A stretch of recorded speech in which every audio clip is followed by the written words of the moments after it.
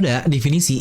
Wah, ini gila banget dengan perilisan chapter ini yang membuktikan kejeniusannya sangat-sangat luar biasa. Bisa-bisanya dia menciptakan sebuah lore sedalam itu di dalam lore lain alias serial One Piece yang sebenarnya sudah sangat kompleks, dan dia pun membuat sebuah kisah atau sejarah yang lagi-lagi sangat kompleks sekali yang wah, ini bikin pecah kepala banget. Nah, garis besar di sini kali ini kita akan mereview One Piece untuk chapter 1138. Lagi-lagi karena ini review, pasti akan ada yang namanya bacotan atau mungkin breakdown dari tiap panel yang ada di satu chapter yang luar biasa ini. Dan lagi-lagi buat kalian yang cuma pingin membaca ulang atau recap doang, sudah saya bahas di video sebelumnya alias recap chapter sebelumnya yang bisa kalian tonton langsung di video ini. Karena di video review ini kita akan membahasnya dengan cukup lengkap dengan banyak bacotan atau analisis. Makanya pastikan kalian tonton video sampai habis agar tidak ada informasi yang miss dan juga setengah-setengah, karena One Piece tidak masuk akal, tapi akal bisa masuk. Dan buat para nakama baru juga di channel Filmi dan kalian suka dengan pembahasan One Piece yang cukup deep dan tidak cuma kulit-kulitnya doang, kan bisa langsung subscribe dan nyalakan bel notifikasinya. Nah, mari tanpa basa-basi lagi kita langsung saja wadaw.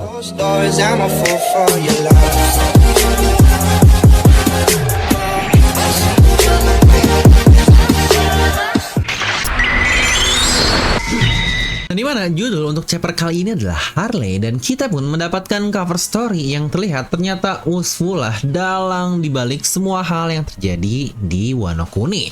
Yang sejujurnya dia keren banget sih, menggunakan pakaian ala Wano Kuni dan berlaga seperti bos yaitu Kaido yang sebelumnya. Dimana terlihat Geisha yang melayaninya pun dengan muka terpaksa, yang pasti nih ini sosok-sosok yang mereka culik di sekitaran Wano Kuni. Karena tahu bukankah pedang yang Wusu pegang di sini, bukankah itu adalah pedang Yasui yang dicuri dari Yamato.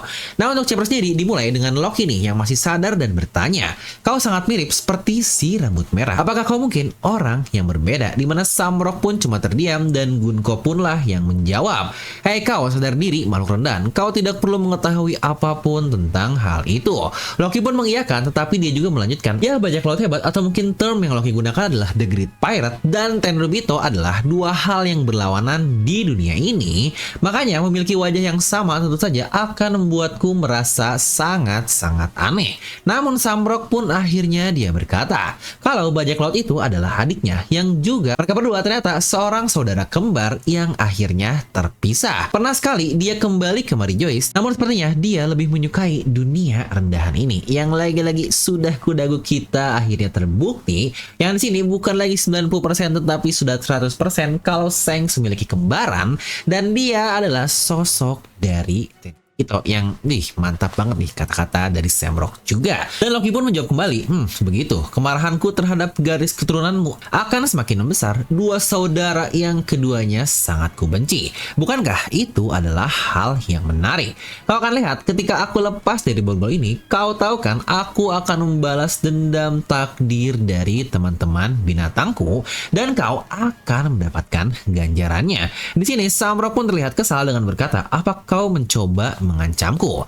Menyebalkan sekali. Tetapi aku tidak akan mengotorkan tanganku secara langsung. Bukankah begitu, Cerberus? Ya, benar. Tepat di momen itu, Samrock kemudian mengeluarkan pedangnya, dan yang anehnya, tiba-tiba muncul Cerberus besar dari pedang tersebut dengan efek semacam iblis hitam nih dari para Gorosei sebelumnya, yang bahkan Cerberusnya sendiri pun memiliki awan api hitam yang mengitari tubuhnya, persis seperti awakening dari Kaku, Lucci, lalu juga awakening dari para Gorosei. Yang entah nih kekuatan apa yang dimiliki oleh pedang Samrock tersebut, yang kalau buah iblis rasanya bukan sih, karena contoh nih Fang Fritnya Spandam saja pedangnya berubah menjadi full gajah, tetapi ini pedangnya utuh pedang biasa dan hanya menciptakan suatu objek yang baru, yang bahkan di beberapa panel pun kita melihat kalau pedangnya tetap utuh loh. Tetapi ada satu panel ini ketika Cerberus kembali ke pedangnya, yang malah terlihat di sini pedang dari Samrock itu terlihat tidak utuh, yang malah bagian dari hitam-hitamnya, yang sejujurnya ini sangat menarik sekali. Kira-kira apa ya kekuatan yang dimiliki oleh Samrock? Apakah itu kemampuan buah iblis atau lagi-lagi kemampuan iblis khusus sama seperti Gorosei, dan juga kemungkinan ada hubungan dengan Lord Imo. Nah, dimana dari Cerberus tersebut keluar pedang-pedang besar nih di masing-masing kepalanya, dan Samrock pun berkata kalau itu adalah pedang dirinya. Yang jujur sih di sini reaksinya lucu banget karena dia sangat lebay dan sangat kaget ketika melihat reaksi dari Cerberus, yang sangat wajar sih karena jika dari usia Elbaf, Loki ini memiliki umurnya kurang lebih sama seperti Luffy di 20 20-21 tahunan yang bukankah sangat cocok sekali menjadi next nakama? Ayo, siapa coba yang setuju komen di bawah. Yang anehnya, kepala Cerberus ini pun terlihat memutar dan bahkan sampai terbang terpisah dari tubuhnya. Di sisi lain, Gunko membuat burung dengan aro-aronominya agar mereka dapat terbang dan akhirnya pergi. Dan sebelum pergi, Samrock pun berkata, "Jika kau berhasil selamat, datanglah kepadaku dan bunuh aku kapanpun kau mau. Aku akan bertarung denganmu jika waktunya tiba." Dan dari situ, ketiga kepala Cerberus dengan pedang besar di mulutnya pun itu akhirnya menancap di tubuh Loki dengan kecepatan penuh yang sejujurnya ini gila banget. Makanya di sini pun Loki sendiri pun sadar kalau serangan tersebut mengenainya itu akan berakhir dan akan sangat parah bagi dirinya. Yang jujur ini menarik banget sih, karakter Samrock bukankah benar-benar dibikin mirip dengan Shanks, yaitu dia tipe karakter yang chill, kalem, dan tidak banyak emosian. Ya walaupun dia mungkin terlihat kesal dengan kata-kata Loki, yang itu pun sangat wajar sekali. Karena sadar atau tidak, kalau Loki tidak bikin mereka marah, itu dia tidak akan kena serangan terakhir dari Samrock dan berakhir sampai serangan dari Gunko sebelumnya saja. Ya banyak speak sih emang Loki ini yang lagi-lagi bukankah sangat mirip dengan bocah yang akhirnya harus menerima ganjarannya harus tertusuk 3 pedang yang luar biasa. Dan ketika dua God Snake ini pun terbang, Samrock pun di sini berkata kalau kekerasan tidak akan berpengaruh apapun lagi saat ini. Mari kita mulai dengan menyandera anak-anak yang ada di negeri ini. Kita akan membutuhkan tambahan orang dan Gunko pun menjawab, "Baik, siapa yang perlu saya panggil?" Yang sejujurnya sangat menarik sekali. Kenapa Gunko harus berkata siapa yang akan dia panggil? Yang seakan-akan ada memberitahu kita kalau mungkin saja sosok ketiga dari God Snake yang akan dipanggil ini adalah sosok yang mungkin entah kita familiar atau kita ketahui yang kita masih belum tahu. Karena sejujurnya menurut saya akan ngapain banget, kenapa satu panel ini diperlukan? Toh bukankah tinggal bilang aja nih kita butuh tambahan personel tanpa perlu Gunko bertanya siapa? Karena bukankah kita tidak tahu siapapun tentang God Snake ini? Tetapi kenapa dia berkata siapa yang kau inginkan? Yang lagi-lagi ini cukup mencurigakan. Lanjut kita pun berpindah lagi ke Aurus Castle alias lokasi dari Luffy dan The Three OGs kita nih, dimana raksasa penjaga yang jadi korban oleh God Snake. Mereka berkata kalau itu adalah perlakuan dari Akagami. Namun Luffy dengan marah sambil berkata, "Kau pembohong, tidak mungkin Shanks akan menyerang tanpa alasan." Raksasa satunya pun merespon lagi, "Itu benar, aku bahkan melihatnya dengan mataku sendiri. Akagami telah mengunjungi Elbaf berkali-kali, jadi aku sangat mengenali wujudnya seperti apa." Dan Luffy pun menjawab, "Tetapi aku tahu Shanks seperti apa. Dia orang yang sangat tenang. Mungkin saja itulah hanya seseorang yang mirip dengan dirinya." Dan raksasa satu lagi pun berkata, "Sejujurnya itu hal yang sangat mengagetkan kita, dan kita pun bertanya-tanya apa yang dilakukan di dalam kastil." Dan Zoro pun ikut menjawab, "Bukankah dia baru saja meninggalkan Elbaf? Yang bukankah aneh juga jika dia tiba-tiba dan kembali berjalan di area kastil?" Dan Luffy pun melanjutkan, "Bahkan jika kau bilang itu faktanya, tetapi tidak mungkin dia adalah Shanks. Shanks selalu menjadi orang yang sangat baik dan juga sangat kalem. Dia melakukan hal seperti itu sangat tidak masuk akal bagiku." Nami di sini hanya bisa tertawa dengan bilang, "Kau benar-benar mempercayainya ya, Luffy?" Dan Luffy pun kembali marah kepada Nami. "Hei Nami, tentu saja. Sama saja seperti jika ada yang berkata buruk ke Melemere, bukan?" Dan Nami pun membenarkan kalau bukan Melemere tetapi Belemere.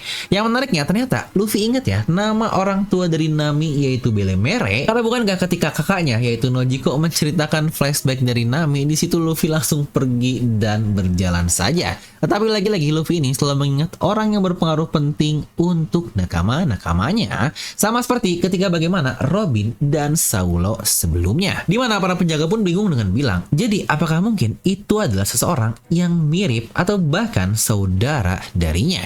Dan Luffy pun menjawab, "Saudara Shanks, jika dia punya, seharusnya dia juga sosok yang akan baik. Tapi sejujurnya dia tidak pernah berbicara sekalipun tentang keluarganya. Aku hanya dengar dia dibesarkan di kapal bajak laut sejak kecil. Jadi kemungkinan Roger dan Relic adalah keluarga sebenarnya yang hanya dia miliki. Lagi-lagi juga seluruh krunya dan tentu saja kecuali Buggy. Yang jangan lupa ya, Shanks tidak pernah cerita langsung kepada Luffy kalau dia adalah bagian dari bajak laut Roger. Dan Luffy tahu hal itu dari Relic di Sabondi Archipelago. Makanya dia pun langsung berasumsi kalau keluarganya hanyalah Roger, Relic, dan semua kru dari bajak laut Roger. Yang menariknya di saat Luffy Luffy ngomong seperti itu, kita diperlihatkan sosok misterius yang sudah 2 kali Oda tease kepada kita. Dan di sini dengan wujud yang lebih jelas nih, dia menggunakan topi Amigasa dan pakaian yang persis sama seperti sosok yang minum dengan Crocus. Ya jangan lupa, Crocus juga adalah mantan kru dari bajak laut Roger. Yang bukankah normal jika kita berasumsi orang ini yang sedang berjalan ke arah kastil adalah kru dari Roger juga. Ya sebenarnya untuk poin Shiki memang ada cukup banyak hubungan dengan Roger yang itu pun bisa menjadi faktor lain, tetapi dari siluet kedua yang pernah kita lihat sebelumnya, yang itu pun ketika pembahasan Louis Arnold, jika kalian ingat, bukankah rambutnya hampir 90% itu adalah rambut dari Chopper Gaban.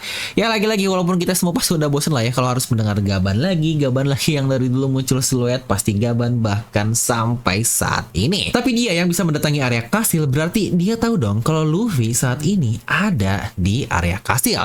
Sama halnya seperti dia bilang, datanglah saat awal banget dia masih di Egghead, yang apakah mungkin dia punya Kenbunsuke luar biasa yang mirip seperti Rayleigh dengan jangkauan yang sangat-sangat jauh juga, yang kalau iya, wah ini wadaw banget sih kemampuan haki dari kru dari bajak laut Roger. Next kita berpindah lagi nih ke Franky. Dia bersama Ripley dalam perjalanan di pohon harta karun Adam, dimana Franky berkata, luar biasa kayu Adam sepanjang mata melihat dan saya pikir ini seharusnya adalah hal langka di dunia ini. Hahaha. Dan Ripley pun menjawab, aku tidak tahu jika kayunya ternyata sangat berharga di luaran sana, apakah aku perlu menjualnya dari dalam? Yang aduh ini Ripley malah menggoda Franky. Franky pun menjawab, apa kau kemari untuk menjagaku? Saul sepertinya sangat strict akan hal ini. Dia berkata, ini adalah pohon sakral, jangan coba-coba kau memotongnya ya Franky. Yang aduh ini Saul benar-benar luar biasa. Franky pun melanjutkan, tetapi tetap saja mencurinya dari ras raksasa pasti sebuah tugas yang sangat berat, pantas saja harganya luar biasa.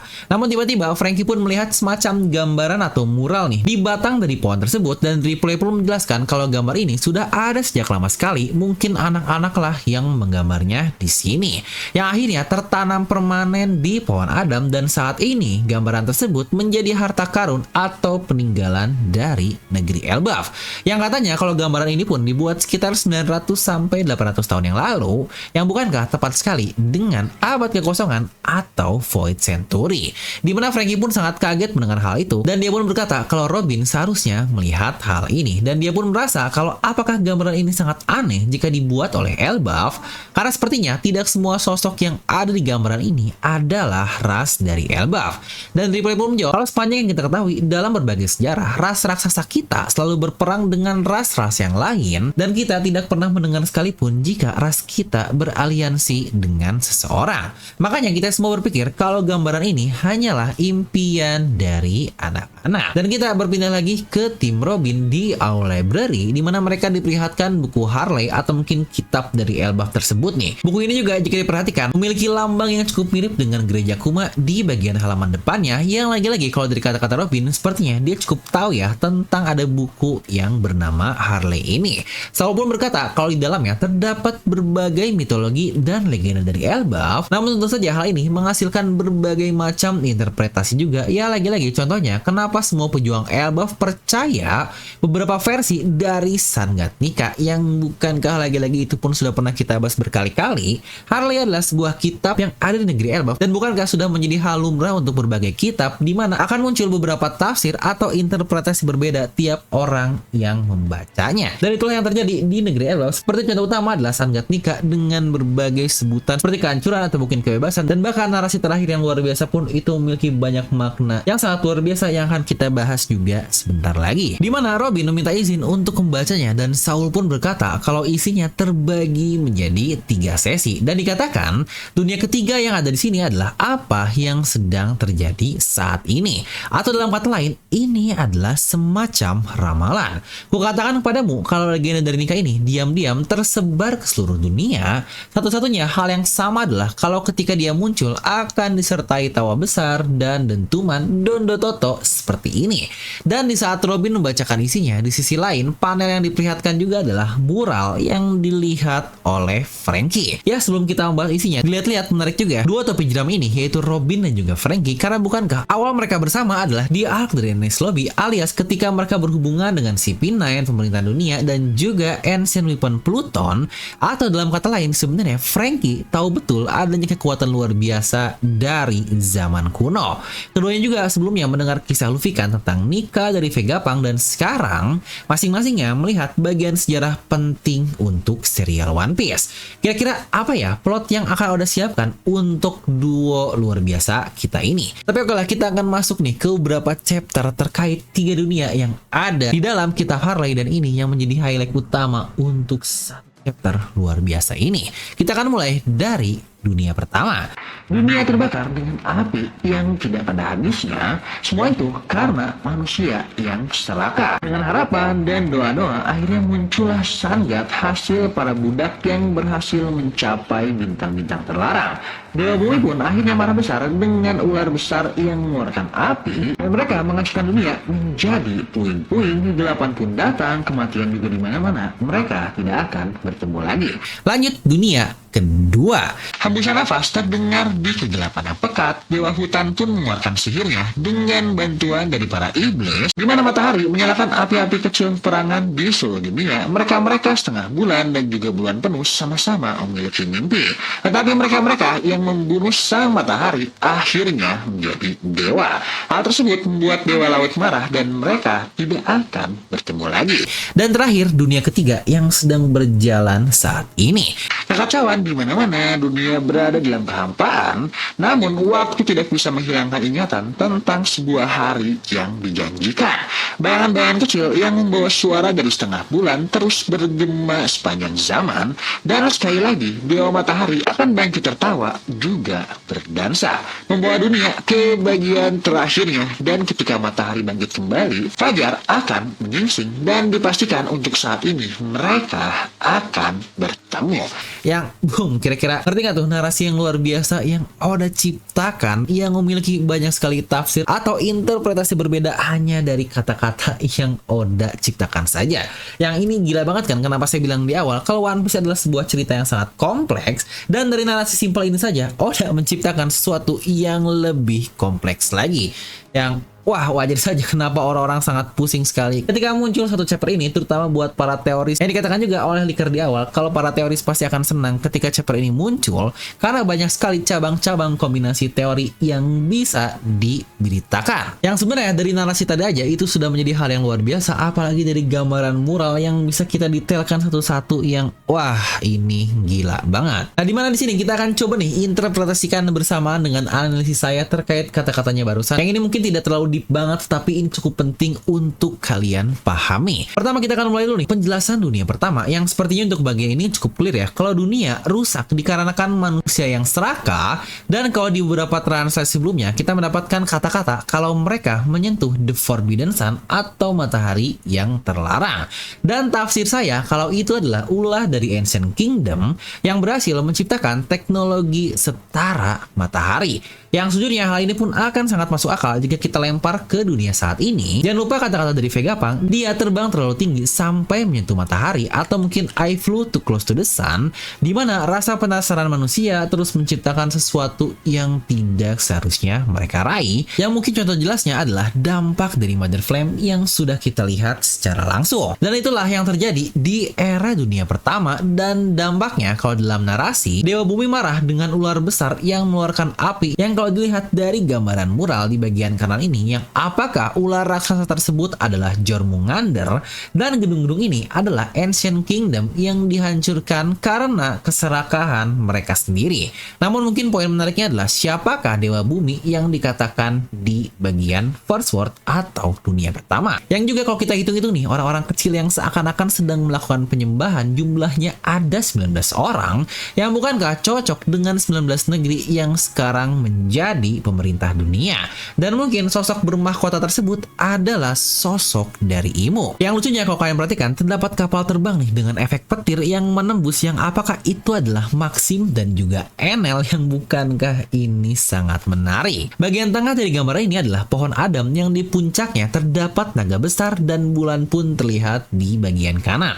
Yang apakah teori Devilnomi akan terkonfirmasi dari satu bagian ini? Karena sebelumnya kita baru berkata kalau apakah jangan-jangan terdapat naga besar di puncak dunia Yang entah apakah itu adalah Mary Joyce atau Heavenward di Elba, atau bahkan juga itu adalah Uranus yang kita masih belum tahu apa. Di mana bagian bawah dari sosok mahkota terlihat ada Bahtera Noah nih, yang di dalamnya ada malaikat, manusia, dan binatang-binatang. Lagi-lagi persis sekali seperti kisah Nabi Nuh dengan pasangan-pasangan yang ada dalam bahteranya. Sedangkan di mural bagian kiri kita melihat perang besar yang sedang terjadi, di mana semua aliansi melawan satu iblis super raksasa yang bahkan dia memegang matahari. Apakah ini akan ada hubungan dengan sosok nih yang menyentuh matahari dari dunia pertama yang sudah diketahui? Dan untuk sosoknya bisa kita lihat lah ya, terdapat Nika di versi Elbaf dengan tameng dan juga pedang, lalu juga ada ras Elbaf, Sukuming, Putri Duyung dengan si Kingel, juga ada Samurai Wonokuni, ada ras raksasa kuno, ada Emmet, ada Lunarian, Labun, mungkin ini juga adalah ras Oni, rakyat Alabasta, dan banyak lainnya yang bisa kalian lihat. Dimana untuk bagian dunia kedua, seharusnya bagian ini pun cukup clear ya, kalau ini adalah era dari Fate Century, di mana Nika atau kemungkinan Joy Boy lah yang menyebarkan semangat-semangat perang ke seluruh dunia, yang kalian sudah bisa tebak dengan cara apa? Ya, benar, dengan Poneglyph. Seorang yang membunuh matahari akhirnya menjadi sosok dewa. Tentu saja hal itu pun sudah sangat jelas jika itu adalah pemerintah dunia yang menjadi dewa atau Tenryubito. Tetapi bagian paling unik menurut saya adalah apa maksud dari mereka tidak akan bertemu lagi di penghujung dunia ke-1 dan penghujung dunia kedua, karena dikatakan untuk dunia ketiga jika mereka akan bertemu lagi.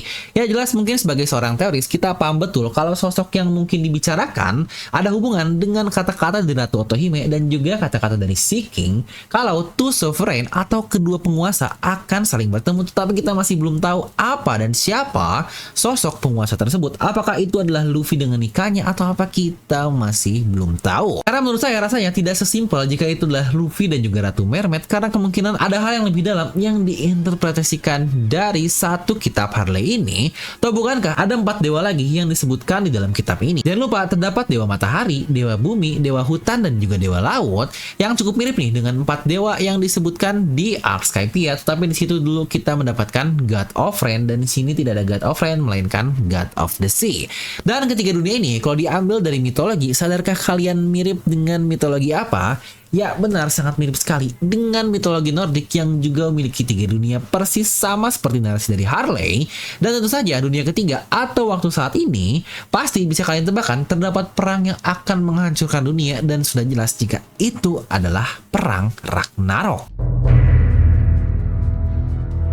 Nah, buat yang nyari analisis mendalam dari video ini, karena kita sudah masuk ke bulan baru alias video ini rilis di bulan Februari, maka kita akan coba trial untuk format baru di 1 bulan ini. Yang itu pun atas dasar saran-saran nih dari beberapa player alias kalian nakama-nakama yang sudah komen, yang saya sangat berterima kasih karena sudah ikut support dan ikut andil dengan komen yang baik-baik di channel Devilme ini. Yang tenang nih, saya baca semua kok komenan-komenan dari kalian semua, dan beberapa masukan mendukung untuk keberjalanan dari channel Devilme ini. Sekali lagi terima kasih buat kalian para players. Jadi di sini kita akan trial nih selama 1 bulan, kurang lebih di bulan Februari, yang akan dipisah di mana ada video review dan juga analisis. Itu pun menjadi 2 video berbeda. Karena lagi-lagi sebenarnya ini 2 konteks yang berbeda juga sih. Review ini kita akan fokus untuk membahas chapternya saja, sedangkan untuk bagian analisis sebenarnya lebih ke arah teori atau mungkin breakdown mendalam yang sebenarnya untuk konteksnya cukup berbeda dengan bahasan review. Makanya ya oke lah, kita akan coba lihat dengan dipisah akan menjadi seperti apa. Dan buat kalian juga nih yang suka nanya-nanya, bang kok nggak pernah muncul lagi sih video spoiler, yang sebenarnya untuk bahasan spoiler ini pun cukup tricky,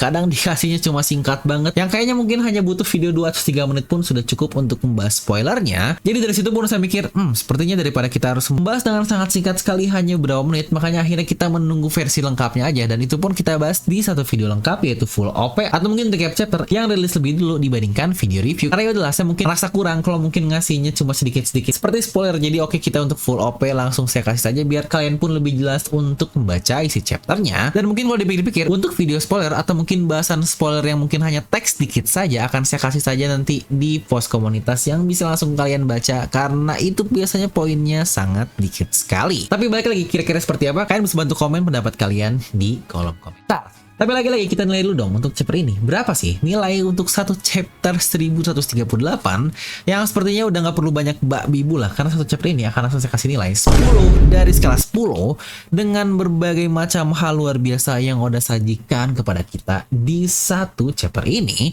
Dan jangan lupa minggu depan kita tidak libur, yang berarti kemungkinan kita akan mendapatkan tambahan lore baru tentang sejarah di dunia One Piece. Atau bahkan mungkin sosok misterius itu akan dimunculkan, seperti apakah dia adalah Chopper Gawan atau tidak? Ayo lagi-lagi coba tuliskan pendapat kalian. Nah, jadi itulah untuk review dari chapter 1138. Dan sebenarnya lumayan lucu juga ya, karena ada yang suka komen, "Bang, pakai outfit apa?" Yang ada sebenarnya cukup OOT, tapi nggak apa-apa lah. Buat kalian yang pingin tahu apa yang saya pakai, nanti akan saya simpan juga ya untuk tag produknya di video YouTube juga. Dan seperti biasa, saya juga mau berterima kasih buat kalian yang sudah support di film secara langsung, terutama buat membership seperti Developed User, Hack User, dan juga Wheel of D ini. Atau buat kalian yang ingin donasi secara langsung juga bisa langsung klik super thanks yang ada di bagian bawah. Dan seperti biasa, semoga kalian terhibur dengan video ini. Like aja kalian suka, dislike kalau suka, jangan lupa untuk subscribe dan juga share ke teman kalian. Gue Devela pamit, and I'll see you guys next time.